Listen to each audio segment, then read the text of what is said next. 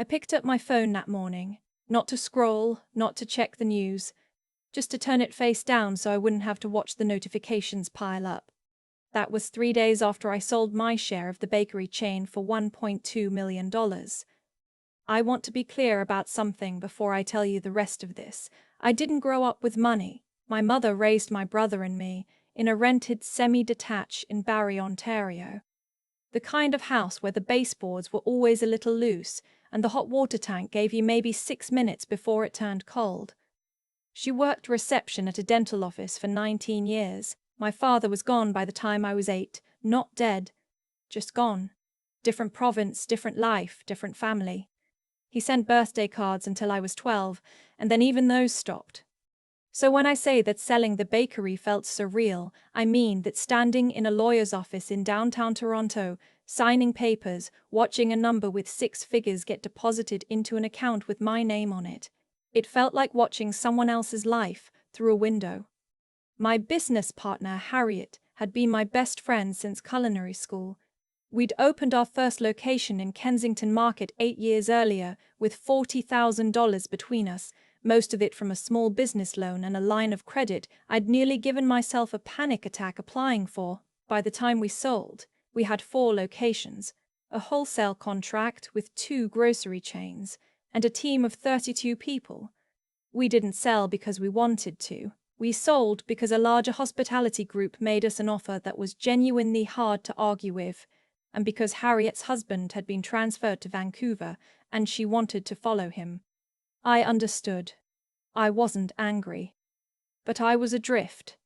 My husband, I'll call him Kieran, was the one who suggested we keep it quiet. We were sitting in our kitchen in Hamilton the night after the sale went through, and he had this look on his face, that careful, measured look he gets when he's already thought something through 3 times before he says it out loud. "Don't tell your family yet," he said. "Not the amount, not the details. Just wait." I remember laughing a little. Wait for what? He turned his mug in his hands. Just wait. Let's see what happens first. I didn't fully understand what he meant. Or maybe I didn't want to. Because I knew my family. I'd known them my whole life. My mother, my brother, my sister-in-law, my aunt who lived 40 minutes away and called herself my second mother, though I'm not sure she'd earned that title. I knew them. I thought knowing them was the same as being safe with them. So I told them what Kieran said to tell them. I went to Sunday dinner at my mother's house 2 weeks after the sale. She'd made her chicken and rice, the dish she always made when she wanted to signal that things were fine, that we were a normal family who had normal Sunday dinners. My brother and his wife were there. My aunt had driven in from Ancaster. And I sat down at that table and told them that the sale had fallen through, that there had been a complication with the acquisition, that Harriet and I were looking at restructuring, possibly bringing in a smaller investor instead. My brother asked one question, "So you're not getting anything?" "Not right now," I said. "It's complicated." He nodded and went back to his chicken. That was it. No follow-up. No, "Are you okay?" No, "What does this mean for you going forward?" Just nodded, moved on. Kieran had stayed home that night. He said it was better if he wasn't there, that it would be easier for me to read the room without him. He was right. He was almost always right about things I didn't want to think about clearly. I drove home after dinner feeling hollow and strange, like I'd passed through a door and found the room smaller than I remembered. The call started that same week. My mother called on Tuesday. She'd been thinking, she said, about the bathroom renovation, the one she'd been putting off for 2 years. The contractor she wanted was booked out until spring, but she'd found another one who could start in November, only it was a bit more than she'd budgeted. She was just wondering, did I have anything I could lend her? Even just $5,000, she'd pay it back. I said I'd have to think about it. I was careful about my tone. I kept it warm. She said, of course, no pressure, and hung up. My brother called Thursday. His car needed work, not just regular work, the kind of work that costs more than the car is worth. He was thinking about buying used, something reliable, nothing fancy, But he was short on the down payment and his credit wasn't great, and could I help him out, maybe 2,000, he'd e-transfer it back within 6 months. I said I wasn't really in a position right now. There was a pause. But I thought the bakery. It didn't go through, I said. I told everyone at dinner. Right, he said. Right, yeah. Another pause. I just figured, you always have a bit saved. I'd always had a bit saved. That was true, through culinary school, through the early years of the business, through every slow January and every time the commercial oven broke down at the worst possible moment.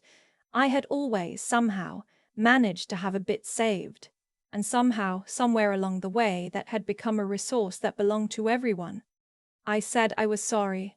I said things were tight. I hung up and sat on the edge of the bed and felt something I didn't have a name for yet. My aunt called the following Monday. She didn't ask for money directly. My aunt was never direct about anything. She called to check in, to tell me she'd heard things weren't going well with the business, to say she'd been thinking about me and praying for me and hoping I wasn't too stressed. Then she mentioned, almost in passing, almost like an afterthought, that her daughter, my cousin Blythe, was getting married next year. A destination wedding, she said. Mexico, probably. Or maybe Costa Rica. Still deciding. It would mean so much to Blythe if you could contribute something toward the celebration, she said.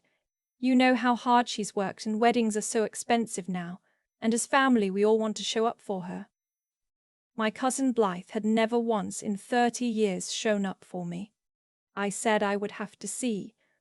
My aunt said she understood. Then she said, of course, if the sale had gone through, none of us would be having this conversation. I remember holding the phone and just staring at the wall. I want to be precise about what happened in me during those 2 weeks, because I think it matters. It wasn't anger, not at first. It was something quieter and colder. It was the slow recognition that I had been, for most of my adult life, a resource, a person-shaped ATM that had somehow convinced itself it was a daughter, a sister, a niece. And as long as the machine dispensed what was needed, everyone was content to maintain the illusion of closeness. Kieran was waiting for me when I got off the phone with my aunt.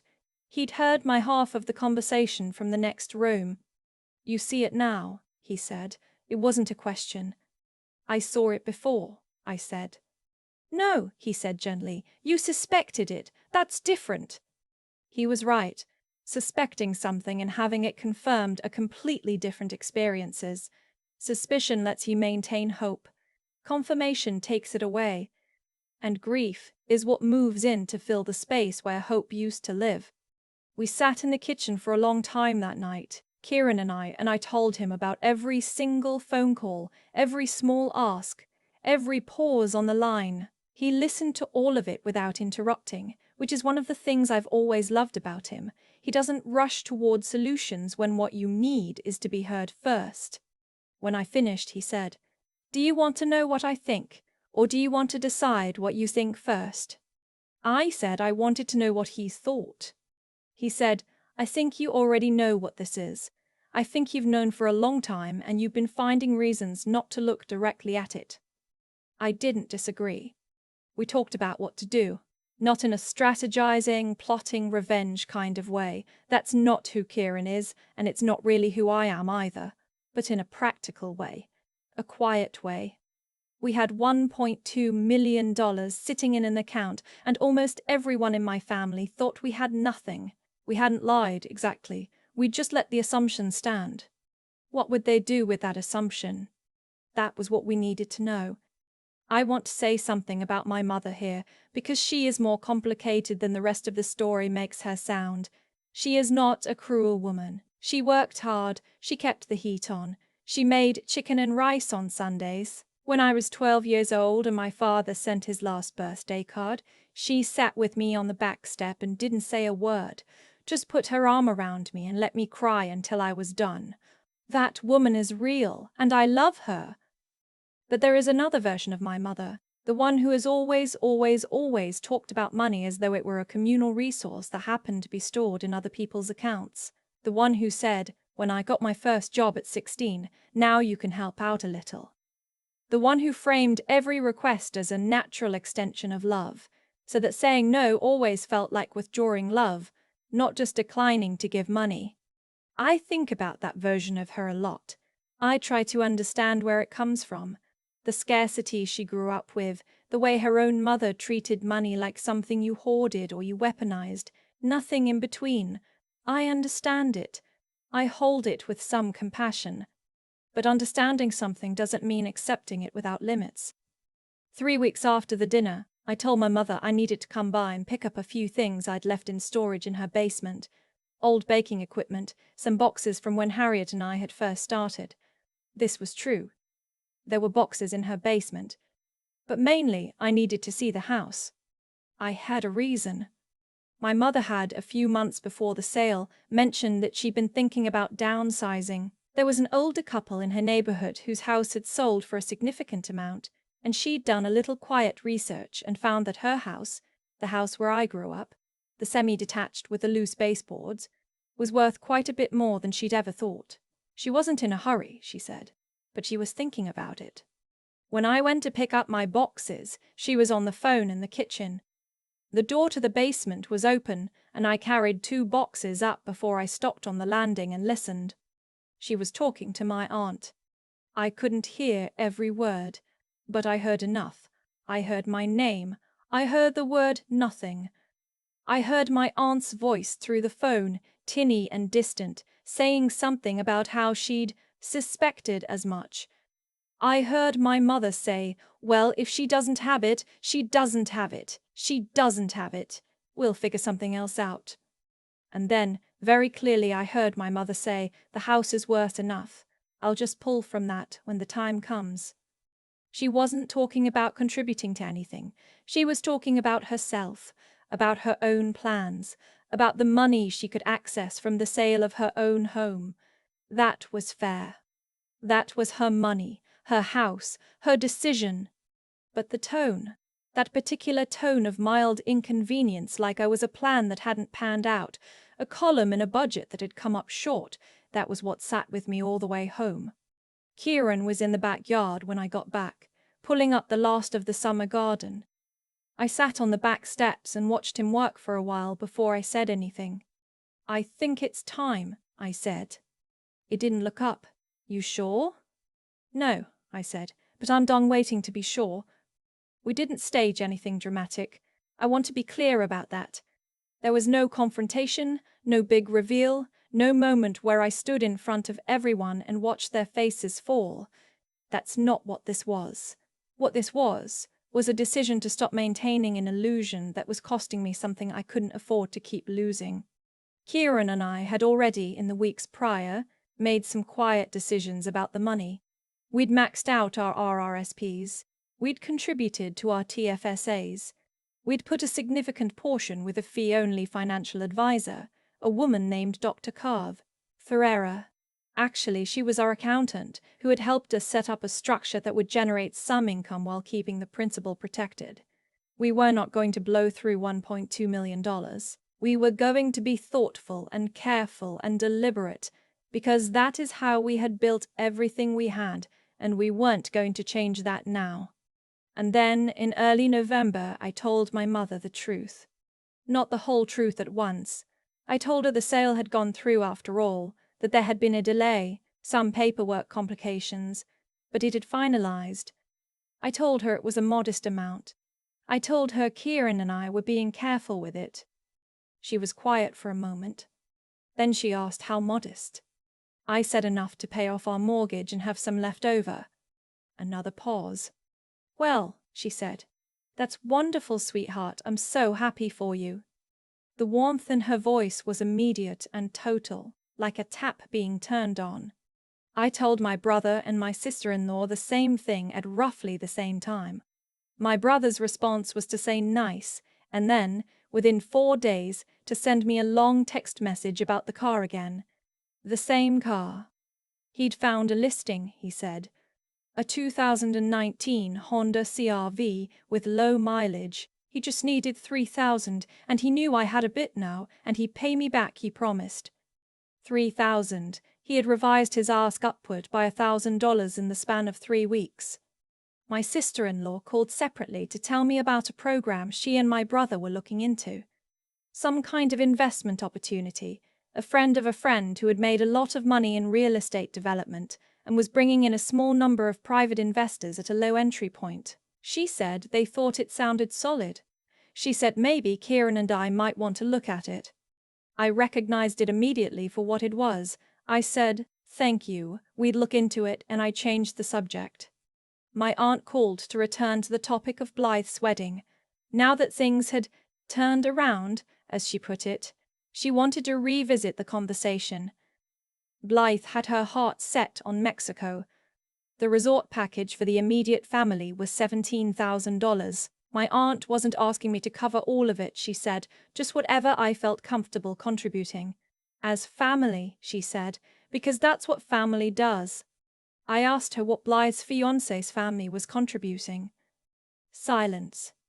Well, my aunt said, that's a different situation. How so? I asked. More silence. I'm just saying, my aunt said, that you've always been so generous, and I know Blythe looks up to you, and this would mean so much. I'll think about it, I said. I didn't think about it. Here is what I did think about. I thought about the years I'd spent building the bakery. The 5 a.m. starts, the days when the electricity bill and the supplier invoice landed in the same week and I had to decide which one to delay. The Christmas I worked straight through because we had a corporate order that was too big to turn down and too important to risk. I thought about how none of those people had called to ask how I was doing during any of those years. My brother didn't call when the second location almost didn't make it through its first winter. My aunt didn't call when I was so exhausted I fell asleep at the wheel on the 403 and nearly took out a guardrail. My mother called occasionally, mostly to ask if I could bring home some of the bread that was about to go day old. I thought about Harriet, who would be my actual family through all of it, who had shown up at my door at 11 o'clock on a Thursday night with Thai food and a bottle of Shiraz when I called her crying because I didn't know if we were going to make payroll that month, who had never, not once, asked me for anything she wasn't prepared to give back in full. And I thought about Kieran, who had looked at me across a kitchen table and said, "Wait," because he could already see what I couldn't yet let myself see. The conversation I had with my mother in December was the one that changed things permanently. She had come over for dinner, just the three of us, and after we ate, she and I sat at the kitchen table while Kieran cleaned up. She was in a good mood. She'd had a glass of wine. She was talking about the bathroom renovation again, and she mentioned a number, not a question this time, more like an assumption. She said, "I figure you two could put in about 8,000, and I'd cover the rest." I set down my tea. "Mom," I said, "we're not going to contribute to your bathroom renovation." She looked at me the way she used to look at me when I was a kid and said something she didn't understand. "I'm not asking for all of it." "I know," I said, "but we're not going to contribute to it. Not 8,000, not any amount." She was quiet for a moment. "Why not?" And this is the part I had been thinking about for months. The answer to why not. Because there were so many reasons, and none of them were simple, and all of them were true at the same time. Because, I said, I've been contributing to this family for 15 years in ways that were never acknowledged and never reciprocated, and I'm not going to keep doing that. She didn't say anything. "I love you," I said, "and I'm not going anywhere, but I'm not a resource, I'm a person, and those have to be separate things from now on." She left early that night. She was quiet and a little stiff, and she kissed me on the cheek on the way out and said she'd call me. She didn't call for 2 weeks. When she did, she didn't mention the bathroom. She talked about a show she'd been watching, and the neighbor's new dog, and the fact that the winter had come early this year and she wasn't prepared for it. Normal things. Small things. I don't know if she understood. I don't know if she ever will fully. I think she understood that something had shifted, even if she couldn't or wouldn't name what it was. I think she is doing the best she can with the understanding she has, and I have had to make peace with the fact that her best might always fall short of what I needed. My brother and I have less contact now. He found the money for the car. I don't know how, and I didn't ask. We see each other at family events, and it is cordial and a little distant in the way that things are when something true has been said, and neither person wants to revisit it. My sister-in-law is friendly in the way that people are friendly when they've recalibrated their expectations. My aunt still sends group texts for birthdays and holidays. I respond. Blythe got married in Mexico in the spring. I was not there. I sent a card. I keep coming back to something Kieran said to me on that first night, the night after the sale, when he said, "Wait." I asked him once, much later, what he had been waiting for, what he thought was going to happen. He said, "I didn't know exactly, but I knew that money changes the air in a room, and I wanted to see what the air was like before you changed it. The air was what it had always been. That's the thing that's hardest to hold." It wasn't that the money revealed new things about my family. It was that the money removed the last reason I had to keep looking away from things I already knew. The $1.2 million is still mostly intact. We bought a small investment property, a duplex in the East End, and the rental income covers the mortgage with a bit left over. Kieran got a certification he'd been putting off. I've been doing some consulting work, helping small food businesses with their operations and pricing, which I love in a way that surprises me every time. I am not rich in the way people imagine when they hear a number with $1 million in it, but I am secure in a way I have never been before, and security, it turns out, is a different thing than I thought it was. It's not just about money. It never was. My phone doesn't make me anxious the way it used to. I don't dread the Sunday calls or the casual asks slipped in at the end of conversations about other things, not because those things never happen anymore. They still do, occasionally, in smaller forms, but because I know now what to do with them. I know how to set the thing down without guilt swallowing me whole. A therapist I started seeing last year, late I know, I should have gone years ago, said something that has stayed with me. She said that the people who love us without conditions don't need our resources to love us. And the people who need our resources to love us, they're not actually loving us, they're loving the access. I think about my mother on that back step when I was 12, her arm around me saying nothing. That was real. I hold on to that. And I think about the phone call where she said, well, if she doesn't have it, she doesn't have it, and moved on in the same breath. Both of those things are true. They live in the same woman. I can love one and grieve the other. That's the thing nobody tells you about getting money. It doesn't change your life the way you expect.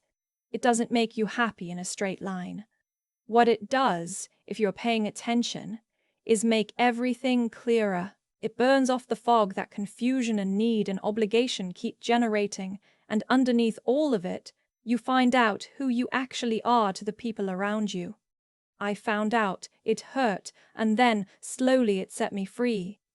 If you're in something like this, if you feel the weight of being needed in ways that drain you, if you suspect that your presence in someone's life is inseparable from what you can provide, I want to say this as plainly as I can. The clarity, when it comes, is survivable. It's painful and it's real and it leaves a mark, but it is survivable. And you are allowed to know the truth about the people in your life. You are allowed to love them and still protect yourself. You are allowed to leave the fog. I keep thinking about Kieran's word, wait. Such a small word. One syllable. And yet it held more wisdom than anything I'd spent years trying to reason my way through. I don't think what happened to my family was random. I think it was the natural result of years of a certain kind of dynamic being allowed to run unchecked.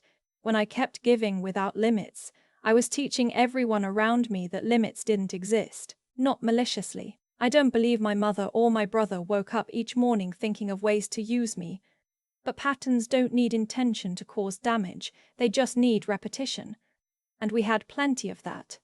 What Kieran understood, and what I had to learn the harder way, is that integrity isn't just about being honest with other people, it's about being honest with yourself. For years, I told myself that helping my family was love. And some of it was, but some of it was also fear. Fear of being seen as selfish, Fear of the silence that followed a no. Fear that if I stopped being useful, I would stop being wanted. That's not love. That's a transaction I dressed up in love's clothing, recognizing that took more honesty than I was comfortable with for a long time. The clarity came from Harriet, too, in ways I didn't fully appreciate until after. 8 years of building something real together, showing up at 5 a.m., splitting the hard decisions, sitting in an accountant's office arguing over line items neither of us fully understood. That's what genuine partnership looks like. Not the version my family had decided we shared, where the partnership meant I provided and they received.